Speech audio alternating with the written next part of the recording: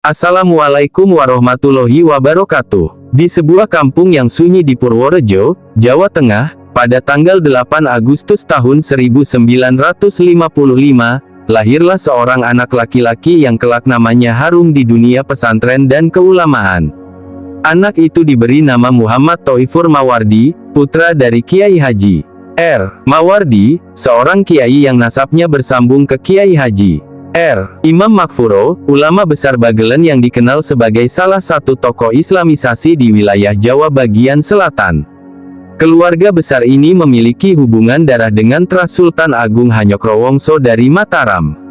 Sejak lahir, bayi kecil itu seperti ditakdirkan membawa cahaya keilmuan dan keberkahan, yang kelak bukan hanya dirasakan oleh keluarganya, tetapi juga oleh ribuan santri dan umat. Masa kecil Thoifur Mawardi dihabiskan dalam nuansa religius. Rumahnya bukan hanya tempat tinggal, tetapi juga pusat kegiatan keagamaan. Setiap hari telinga kecilnya terbiasa mendengar lantunan ayat suci Al-Quran, bacaan tahlil, doa-doa para santri dan tamu yang datang untuk berguru pada ayahnya. Dari lingkungan seperti inilah kecintaannya pada agama tumbuh. Dalam ingatan para kerabat, sejak kecil Thoifur tampak berbeda. Ia memiliki sifat tenang, tidak banyak bicara, dan cenderung lebih suka mengamati. Bila teman sebayanya bermain, ia lebih senang mendekati orang-orang tua yang sedang berbincang soal agama. Seolah hatinya memang sudah terpaut pada ilmu dan hikmah. Ketika usianya masuk masa sekolah, Thoifur belajar di sekolah dasar di kampungnya. Namun pendidikan formal ini hanya menjadi pelengkap, karena pendidikan utama baginya adalah ilmu agama. Ayahnya, Kiai Haji Mawardi, dengan sabar mendidik anaknya membaca Al-Quran, memahami dasar-dasar fikih, dan mengenal akhlak mulia. Malam-malam Thoifur kecil sering dihabiskan dengan duduk di dekat lampu teplok, membuka kitab kuning sederhana yang diwariskan turun-temurun. Kadang matanya terkantuk, tetapi semangatnya tidak pernah padam. Ayahnya menanamkan keyakinan bahwa ilmu adalah cahaya, dan cahaya itu hanya bisa diperoleh dengan kesungguhan hati. Ketika beranjak remaja, Thoifur melanjutkan pengembaraan intelektualnya dengan mondok ke berbagai pesantren. Pertama, ia belajar di pesantren Sugihan, lalu berpindah ke Kajoran Magelang. Di pesantren-pesantren itu, ia menempa dasar-dasar ilmu agama lebih dalam, tafsir, hadis, fikih, tasawuf, dan juga bahasa Arab. Karakter Thoifur yang tekun membuat para gurunya menyayanginya. Ia dikenal cepat menangkap pelajaran, rajin mencatat, dan rendah hati. Bahkan ketika ia sudah paham, ia tetap mengulang-ulang pelajaran agar benar-benar meresap. Dari Magelang, perjalanan intelektualnya berlanjut ke Lasem dan Rembang. Di tanah Lasem, yang dikenal sebagai pusat pesantren dengan tradisi keilmuan kuat, Thoifur semakin terbentuk sebagai santri sejati. Di sana ia bertemu dengan banyak guru yang kelak memberi warna pada jalan hidupnya. Setiap guru bukan hanya memberikan ilmu, tetapi juga teladan hidup, kesederhanaan, kesabaran, dan keikhlasan. Ia belajar bahwa menjadi ulama bukan hanya soal menguasai kitab, tetapi juga soal bagaimana menata hati. Pada usia sekitar 21 tahun, Thoifur memutuskan melanjutkan pencarian ilmunya ke Tanah Suci. Tahun itu sekitar 1976 atau 1977, ia berangkat ke Makkah. Perjalanan ini menjadi titik balik dalam hidupnya. Di Makkah, ia tinggal di sebuah pesantren bernama Rusaifah, yang diasuh oleh ulama besar dunia, As-Sayyid Muhammad bin Alawi Al-Maliki Al-Hasani. Nama Sayyid Muhammad bin Alawi Al-Maliki sangat masyhur di dunia Islam, seorang pakar hadis, ahli tasawuf, dan pemimpin ruhani yang karismatik.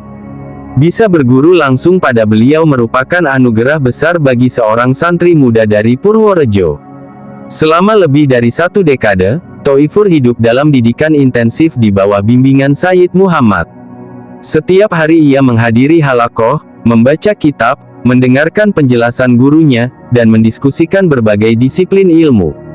Ketekunannya membuat ia cepat dikenal sebagai santri yang istimewa. Ilmunya meluas bukan hanya pada fikih dan hadis, tetapi juga pada tasawuf, sirah Nabi, dan ilmu-ilmu keislaman yang lain.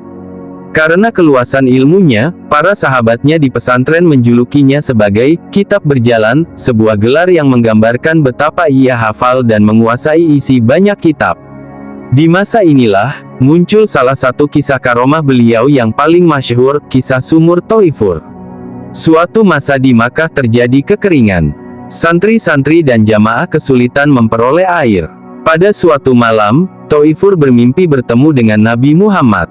Dalam mimpi itu, beliau ditunjukkan sebuah lokasi di mana air bisa ditemukan.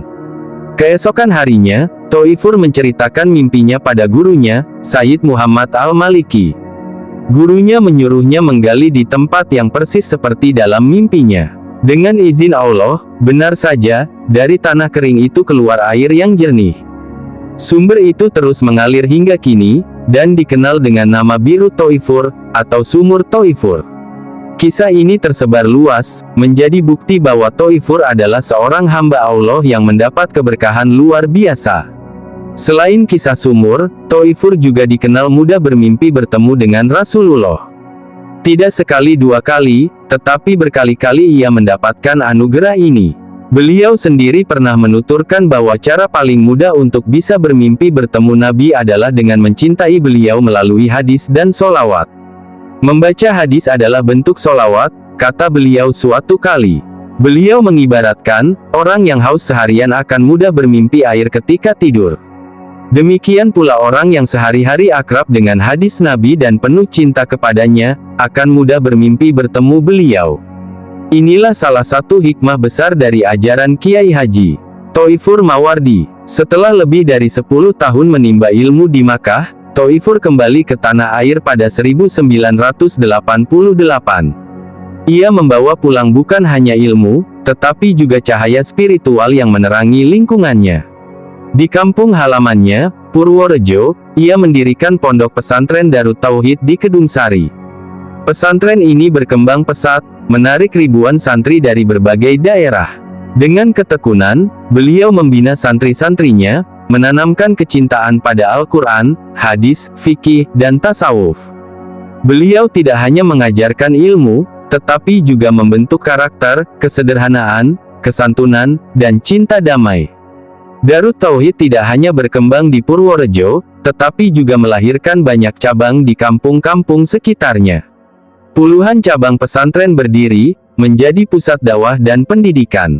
Ribuan santri belajar, dan alumni-alumninya tersebar ke berbagai penjuru, melanjutkan perjuangan dakwah di daerah masing-masing. Dengan demikian, Kiai Haji Thoifur Mawardi tidak hanya menjadi ulama untuk daerahnya, tetapi juga menjadi ulama yang pengaruhnya meluas. Selain mendidik, Kiai Haji Thoifur juga dikenal sebagai sosok penasehat. Banyak tokoh datang kepadanya untuk meminta doa dan arahan. Bahkan dalam dinamika politik, beliau pernah dikaitkan sebagai sosok yang menjodohkan Anies Baswedan dengan Muhaimin Iskandar dalam Pilpres 2024. Namun meskipun beliau sering berinteraksi dengan tokoh nasional, beliau tetap menjaga jarak dari hiruk-pikuk politik praktis. Baginya, tugas utama seorang ulama adalah mendidik umat dan menjaga akhlak bangsa. Kehidupan beliau yang sederhana menjadi teladan. Meski dikenal luas dan dihormati, beliau tetap hidup seperti orang biasa, tidak berlebihan, rendah hati, dan selalu ramah pada siapa saja. Para santri mengenang beliau sebagai sosok yang penyayang, penuh perhatian, tetapi juga tegas dalam menegakkan disiplin. Jika ada santri yang malas, beliau menegurnya dengan lembut, tetapi penuh makna, sehingga membuat santri itu sadar tanpa merasa terhina. Nasihat-nasihat beliau banyak diingat orang. Di antaranya, beliau selalu menekankan pentingnya mendekat kepada Rasulullah dengan ilmu. Beliau berkata bahwa sholawat dan hadis adalah jalan untuk meraih kedekatan itu. Beliau juga menasihati santri untuk selalu ikhlas dalam belajar, karena tanpa keikhlasan, ilmu tidak akan bermanfaat. Salah satu pesan yang terkenal dari beliau adalah, ilmu tanpa akhlak akan menjerumuskan, dan akhlak tanpa ilmu akan membutakan. Pesan ini begitu membekas, karena menggambarkan keseimbangan yang beliau jalani sendiri. Kehidupan pesantren yang diasuhnya selalu penuh dengan nuansa keberkahan. Setiap malam Jumat, santri berkumpul membaca sholawat, tahlil, dan maulid. Kiai Haji Thoifur sering hadir, duduk bersila bersama santrinya, memimpin lantunan doa dengan suara lembut namun penuh kekuatan. Banyak santri merasakan ketenangan luar biasa saat berada di dekatnya. Tidak sedikit yang bersaksi bahwa hanya dengan melihat wajah beliau, hati yang gundah bisa menjadi tenang. Inilah karomah lain dari seorang ulama yang hatinya bersih. Beliau juga sering memberikan pengajian kepada masyarakat luas. Di berbagai kampung, beliau hadir untuk menyampaikan ceramah agama. Gaya bicaranya sederhana, tetapi penuh makna. Beliau mampu menjelaskan persoalan rumit dengan bahasa sehari-hari yang mudah dipahami. Masyarakat pun merasa dekat dengan beliau. Bagi mereka, Kiai Haji Thoifur bukan hanya kiai besar, tetapi juga sahabat dan pengayom. Di balik kelembutan, beliau adalah sosok yang disiplin. Santri dididiknya untuk selalu menjaga waktu salat, rajin mengaji, dan hidup sederhana.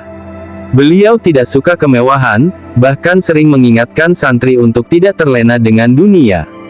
Menurut beliau, dunia hanyalah titipan sementara, dan tujuan sejati adalah akhirat. Pesan ini selalu diulang-ulang dalam pengajiannya, agar para santri tumbuh menjadi generasi yang tidak hanya pintar, tetapi juga bertakwa. Waktu berlalu, hingga pada Selasa, tanggal 19 Agustus tahun 2025, Kiai Haji Thoifur Mawardi berpulang ke rahmatullah di RSUD Citrowardojo Purworejo pada usia 70 tahun. Kabar wafatnya menyebar cepat, dan ribuan orang datang melayat. Santri, alumni, masyarakat, tokoh agama, dan tokoh politik berbondong-bondong mengiringi pemakamannya. Jalan menuju pesantren penuh sesak, udara dipenuhi tangis dan doa. Hujan sempat turun, seolah langit pun ikut berduka. Semua orang sepakat, kehilangan Kiai Haji Thoifur adalah kehilangan besar, tetapi warisan ilmunya akan tetap hidup. Hingga kini, nama Kiai Haji Muhammad Thoifur Mawardi terus dikenang. Ia bukan hanya ulama besar, tetapi juga guru ruhani, penuntun akhlak, dan teladan kesederhanaan. Kisah hidupnya menjadi inspirasi, dari masa kecil yang sederhana, perjalanan panjang menimba ilmu, karomah yang menakjubkan, hingga hikmah-hikmah nasihatnya yang penuh cahaya. Ribuan santri menjadi saksi, bahwa cahaya itu tidak padam bersama jasadnya, tetapi justru menyala di hati mereka, menerangi generasi demi generasi.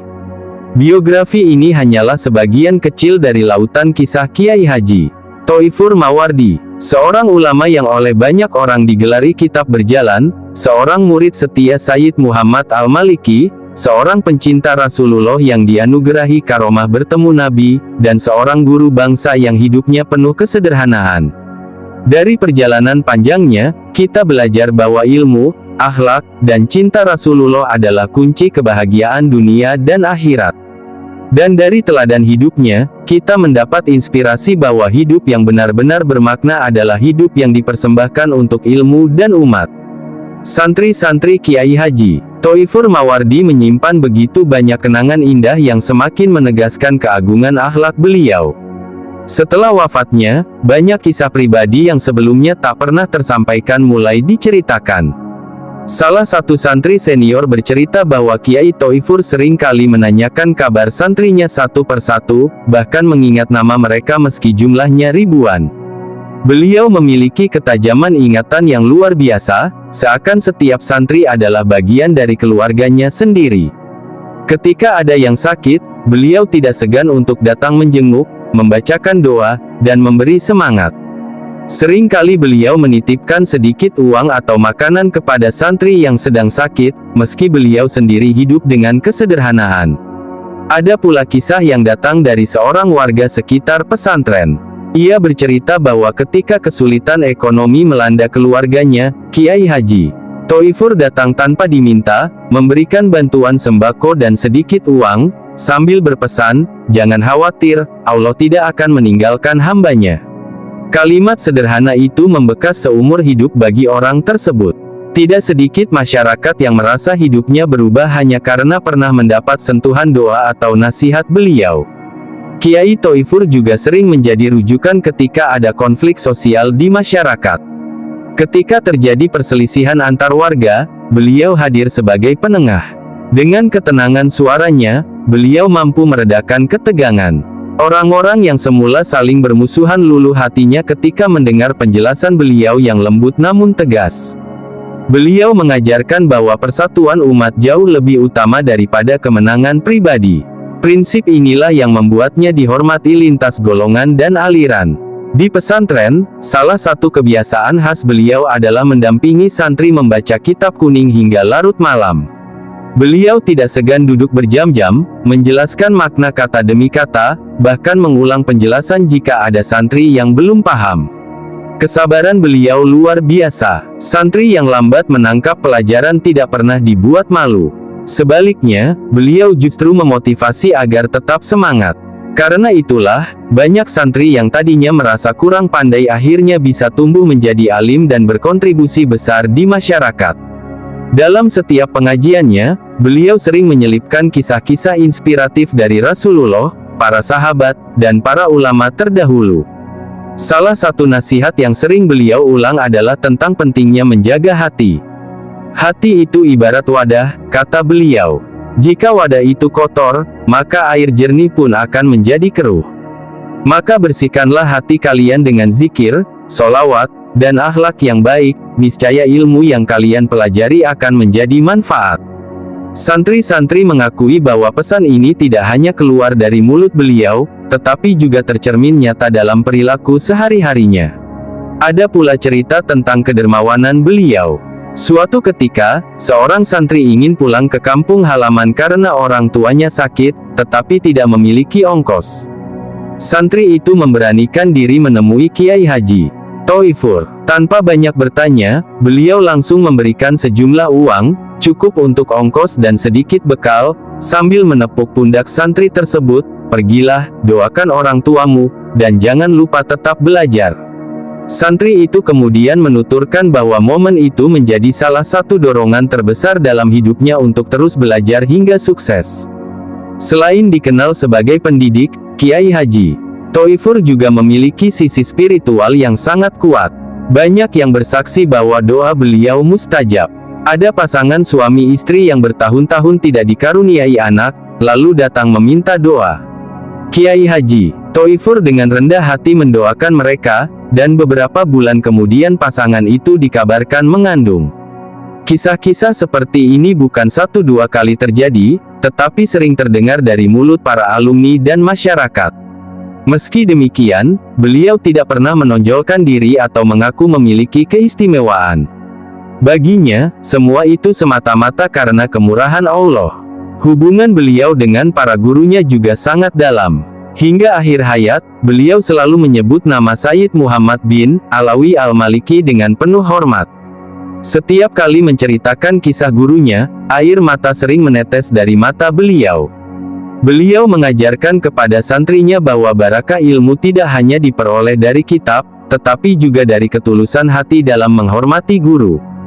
Jangan sekali-kali kalian meremehkan guru, meski hanya dalam hati, begitu beliau sering berpesan. Karena doa seorang guru adalah pintu keberkahan. Dalam aktivitas sehari-hari, Kiai Haji Thoifur dikenal sangat disiplin dalam ibadah. Beliau bangun lebih awal sebelum subuh, menghabiskan waktu dengan tahajud dan wirid. Setelah itu, beliau memimpin salat berjamaah bersama santri, lalu mengisi waktu dengan mengajar hingga siang. Siang hari biasanya beliau gunakan untuk menerima tamu, baik masyarakat biasa maupun tokoh penting. Namun siapapun tamunya, beliau memperlakukan dengan ramah dan sama. Sore hingga malam, waktunya kembali untuk santri, mengajar, berdiskusi, atau sekadar mendengarkan keluh kesah mereka. Salah satu ciri khas beliau adalah senyumnya yang meneduhkan.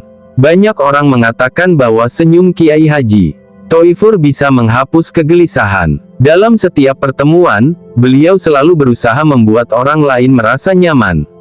Tidak ada jarak antara beliau dengan santri maupun masyarakat. Semua diperlakukan dengan penuh kasih sayang. Mungkin inilah yang membuat beliau begitu dicintai oleh ribuan orang. Semakin bertambah usia, kewibawaan beliau semakin terpancar. Namun, kesederhanaannya tidak pernah berubah. Rumah beliau tetap sederhana, pakaian yang dikenakan tidak pernah berlebihan, dan makanan sehari-hari pun sangat biasa. Ketika ada yang memuji atau menyanjungnya, beliau hanya tersenyum sambil berucap, "Semua karena Allah." Kesadaran akan kefanaan dunia selalu menjadi dasar pijakannya dalam setiap langkah. Setelah kepergian beliau, banyak orang merasa kehilangan arah. Namun para santri segera sadar bahwa warisan terbesar Kiai Haji Thoifur adalah ilmu dan teladan hidup. Mereka bertekad melanjutkan perjuangan beliau dengan menjaga pesantren, menyebarkan ilmu, dan mengamalkan nasihat-nasihatnya. Bagi mereka, Kiai Haji Thoifur bukan hanya seorang guru, tetapi juga orang tua, sahabat, dan pembimbing menuju Allah. Demikianlah perjalanan panjang Kiai Haji Muhammad Thoifur Mawardi dari masa kecil, pengembaraan menimba ilmu, kedekatan dengan gurunya, karomah-karomah yang Allah anugerahkan, hingga hikmah nasihatnya, merupakan sebuah kisah hidup yang luar biasa. Tidak berlebihan bila beliau dikenang sebagai ulama besar yang hidupnya sepenuhnya dipersembahkan untuk agama dan umat. Setelah wafatnya Kiai Haji Thoifur Mawardi, pesantren dan masyarakat yang pernah merasakan sentuhan kasih sayang serta ilmu beliau terus melestarikan jejak peninggalannya. Santri-santri yang telah menjadi alumni mengambil peran penting dalam menjaga warisan itu. Mereka mendirikan majelis-majelis taklim di berbagai daerah, membuka pesantren baru, dan menyebarkan nasihat beliau ke seluruh penjuru negeri. Seakan Kiai Haji Thoifur tidak pernah benar-benar pergi, karena setiap nasihat dan keteladanannya hidup dalam perilaku murid-muridnya. Salah satu yang paling berkesan dari peninggalan beliau adalah tradisi wirid dan zikir yang diajarkan di pesantren. Santri yang lulus membawa pulang amalan-amalan itu, lalu menularkannya ke masyarakat. Di beberapa desa, malam Jumat menjadi waktu khusus bagi warga untuk berkumpul membaca sholawat bersama. Mereka menyebutnya sebagai tirakat Kiai Thoifur. Tidak jarang masyarakat merasakan ketenangan batin yang luar biasa setelah mengikuti amalan tersebut, bahkan ada yang bersaksi mendapatkan solusi dari masalah hidupnya.